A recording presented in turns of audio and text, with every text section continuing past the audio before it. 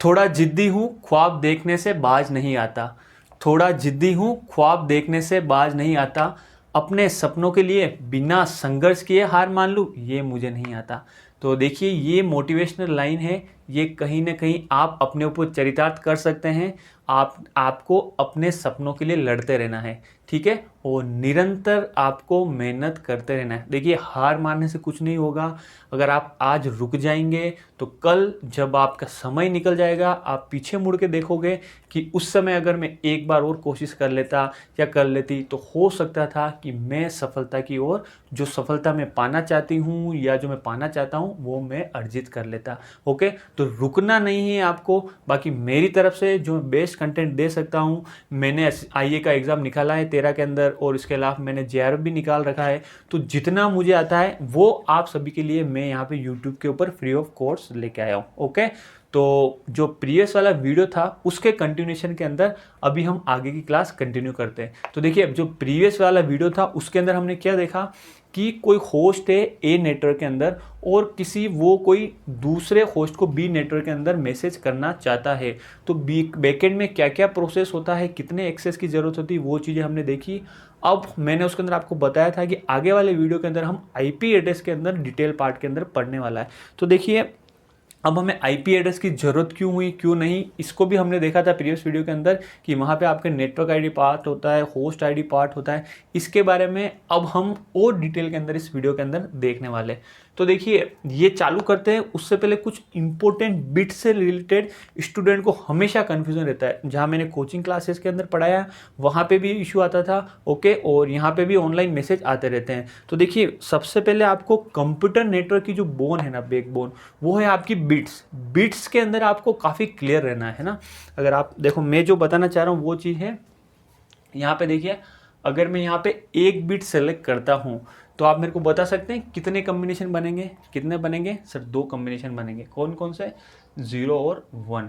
अगर मैं 2 bit select करता हूँ, कितने कम्बिनेशन बनेंगे? 2 बनेंगे। 0 0 बता सकते हैं आप मेरे को? 0 0 0 1 1 0 और 1 1, कितने हो गए? 4 कम्बिनेशन। यहाँ कितने हो गए? 2, और यहाँ कितने हो गए? 4। अगर मैं 3 बिट सेलेक्ट करता हूँ तो कितने कम्बिनेशन बनेंगे? कितने बनेंगे?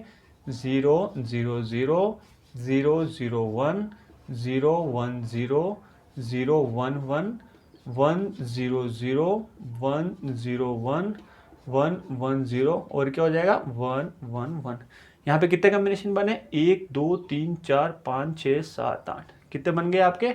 8 कम्बिनेशन बन चुके हैं। इसी प्रकार अगर यहाँ पे मैं n बिट लेता हूँ, कितने बिट? n बिट, तो कितने कम्बिनेशन बनेंगे? बताइए आप मेरे को, कितने बनेंगे?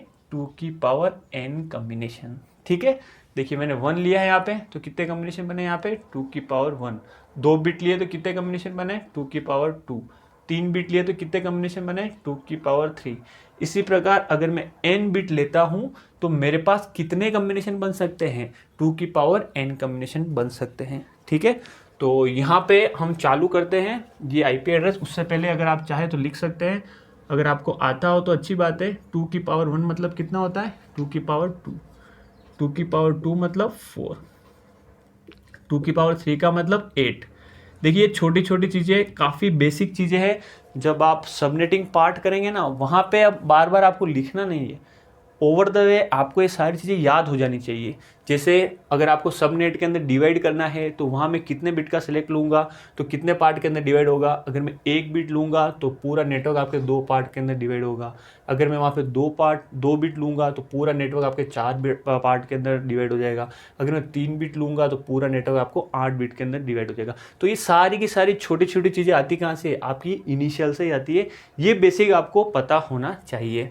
तो देखिए, यहाँ पे 2 की पावर 4 क्या होता है? 16। 2 की पावर 5 क्या होता है? यहाँ पे 32। 2 की पावर 6 क्या होता है? यहाँ पे 64। 2 की पावर 7 क्या हो गया? 128। 2 की पावर 8 क्या हो गया आपके पास? 256। 2 की पावर 9 क्या हो गया आपके? 512। 2 की पावर 10 क्या हो गया आपके? 1024, या इसको क्या लिख सकते हो? 1K। 2 की पावर 20 क्या हो गया आपके पास? 1M, ठीक है। 2 की पावर 30 क्या हो गया आपके पास? 1G।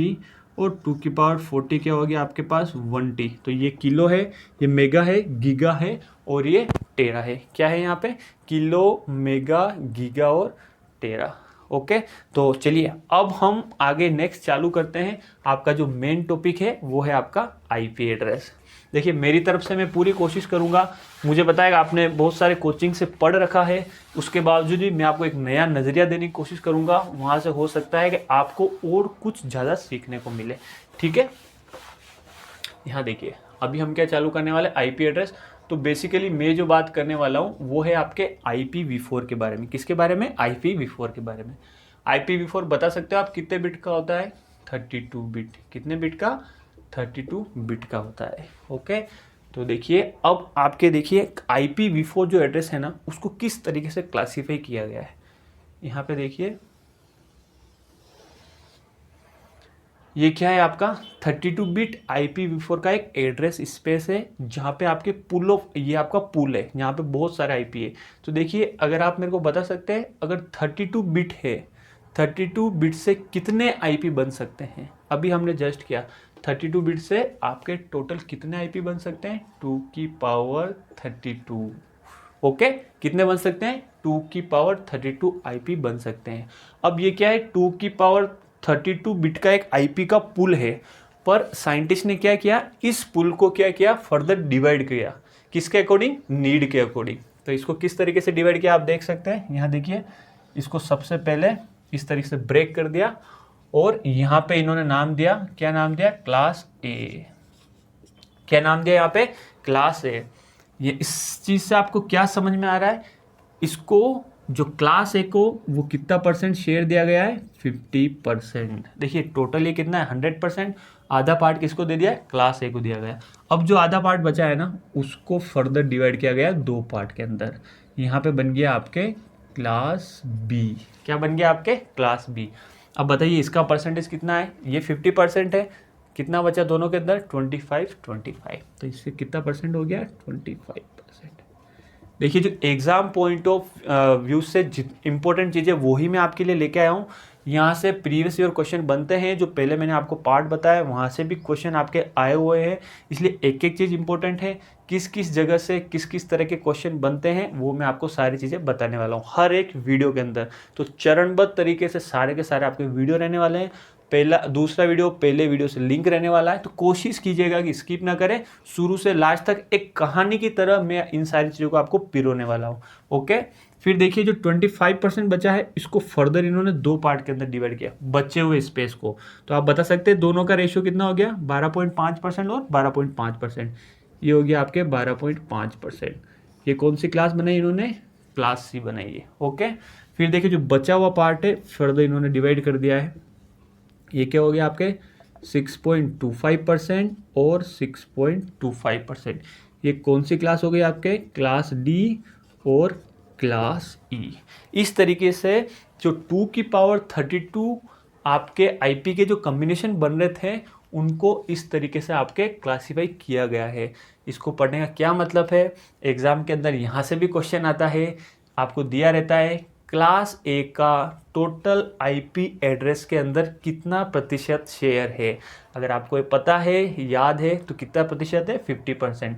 क्लास बी का कितना है? 25%। इसी प्रकार से class C, class D, class E आपको ध्यान रखना है। तो अगर आप लॉजिकल वे में समझोगे ना तो इन चीज़ों को आपको याद करने या रटने की ज़रूरत नहीं पड़ेगी।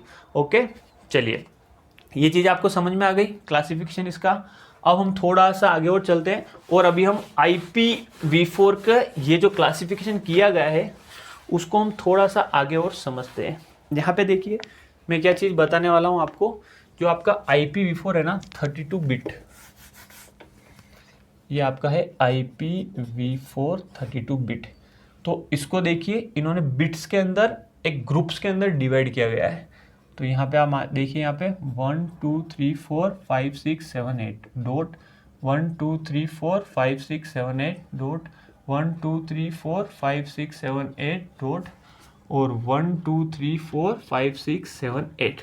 इस तरीके से इन्होंने क्या किया 8 बिट के पेयर के अंदर जो आपका टोटल 32 बिट IPv4 एड्रेस है उसको डिवाइड किया गया है। ठीक है, तो ये कितना बिट है आपका? 8 बिट। ये कितना बिट है आपका 8 बिट, ये कितना बिट है 8 बिट, और ये कितना बिट है 8 बिट। इसको हम क्या बोलते हैं ऑक्टेट। 8 बिट है ना, इसलिए हम इसको क्या बोलते हैं ऑक्टेट बोलते हैं, ध्यान रखना ऑक्टेट ऑक्टेट ऑक्टेट ऑक्टेट। और जो फर्स्ट वाला ऑक्टेट उसे हम क्या बोलते हैं फर्स्ट ऑक्टेट। इसको क्या बोलूंगा मैं सेकेंड ऑक्टेट, ठीक है। इसको क्या बोलूंगा मैं थर्ड ऑक्टेट, और इसको क्या बोलूंगा मैं फोर्थ ऑक्टेट। क्या बोलूंगा मैं इसको फोर्थ ऑक्टेट बोलूंगा, ठीक है। तो अभी जो ये रिप्रेजेंटेशन है आपका IPv4 का, ये बाइनरी रिप्रेजेंटेशन है। कैसा रिप्रेजेंटेशन है बाइनरी रिप्रेजेंटेशन, ठीक है। तो देखिए अब आखिर इन्होंने class A, class B, class C, class D किस तरीके से बनाए, ये हम थोड़ा सा समझने की कोशिश करते हैं कि क्लास A बना कैसे, क्लास B बना कैसे। यहाँ देखिए आप, सबसे पहले इन्होंने क्या किया फर्स्ट ऑक्टेट लिया। वेरी इंपॉर्टेंट है, ध्यान रखना। अगर हमें आइडेंटिफाई करना है कोई IP दिया हुआ है कि वो किस क्लास से बिलोंग करता है, तो उसके लिए मुझे चारों के चारों ऑक्टेट को देखने की ज़रूरत नहीं है। ये ध्यान रखना आप, चारों ऑक्टेट को देखने की ज़रूरत नहीं है। कौन से ऑक्टेट को देखने की ज़रूरत है, सिर्फ हमें फर्स्ट ऑक्टेट को देखने की ज़रूरत है। और वो कैसे पता चलेगा, ये देखिए अगर फर्स्ट ऑक्टेट के अंदर फर्स्ट बिट इन्होंने रख रखी है 1, ठीक है, ये 1 2 3 4 5 6 7 8, ये मैं वापस बना रहा हूँ। फर्स्ट बिट को इन्होंने रख रखी है 1, तो ये कौन सी क्लास होगी, ये क्लास A होगी, ओके। और देखिए यहाँ पे 1 2 3 4 5 6 7 8, अगर इन्होंने इस तरीके से रख रखा कॉम्बिनेशन 1 और 0, तो ये कौन सी क्लास होगी आपकी क्लास B होगी। अगर इन्होंने इस तरीके से रख रखा है 4 5 6 7 8, ठीक है, मैं फर्स्ट ऑक्टेट ले रहा हूँ ना, इन्होंने रख रखा है 1 1 0, तो ये कौन सी क्लास होगी आपकी क्लास C। इसी प्रकार इन्होंने रख रखा है 1 1 1 0, कौन सी क्लास होगी क्लास D। 1 1 1 1, कौन सी क्लास होगी यहाँ पे क्लास E। अब देखिए हमने इतना सा टॉपिक पढ़ा, इसके अंदर भी अभी तक बहुत सारे क्वेश्चन बन गए हैं। सबसे पहले बात ही है कि जो अगर 8 बिट का कोई कॉम्बिनेशन है उसे हम क्या बोलते हैं ऑक्टेट बोलते हैं। फिर सेकंड क्वेश्चन यहाँ कैसे बनता है, आप क्लास A के अंदर कितने बिट रिजर्व किए जाते हैं, इसको हम क्या बोलते हैं रिजर्व बिट। ध्यान रखना क्या बोलते हैं रिजर्व बिट। क्लास A के अंदर कितने बिट रिजर्व किए जाते हैं 1 बिट, ठीक है, और वो कौन सा है 1। क्लास C के अंदर कितने किए जाते हैं 3, कौन कौन सा है 1 1 0। कई बार एग्जाम के अंदर क्वेश्चन इस तरीके से आता है, आपको दे दिया जाता है 1 1 1 0 कौन सी क्लास से बिलोंग करता है, या जो ये रिजर्व बिट्स है वो कौन सी क्लास से बिलोंग करते हैं। तो आपको क्या रखना है ध्यान रखना है कौन सी क्लास से बिलोंग करता है क्लास D से, ठीक है। वैसे आप मेरे ख्याल से आपको रटने की जरूरत नहीं है। 1 1 0 1 1 0 1 1 1 0 और 1 1 1 1, आप इसको आराम से इस तरीके से याद रख सकते हैं, ओके। फिर देखिए यहाँ पे एक चीज़ और जो यहाँ से निकल के आती है कि ये जो मैंने चीज़ें बताई है वो आपकी बिट्स है, मतलब बाइनरी के अंदर रिप्रेजेंटेशन है। तो देखिए हम इंसान हैं और बाइनरी के अंदर याद करने के लिए हमें थोड़ी प्रॉब्लम होती है। तो इस चीज़ को सोल्व किया गया है कि चलिए आप ऐसा कीजिए बाइनरी नहीं डेसिमल के अंदर याद रखिए चीज़ों को। किस में याद रखोगे डेसिमल के अंदर। तो अगर देखिए यहाँ पे इन सभी को आप डेसिमल के अंदर कन्वर्ट करोगे तो आपको सबसे पहले डेसिमल के अंदर कन्वर्ट करना आना चाहिए। मान लीजिए मैं बिट लिया 1 2 3 4 5 6 7 8, ठीक है, यहाँ पे मैंने 8 बिट लिए।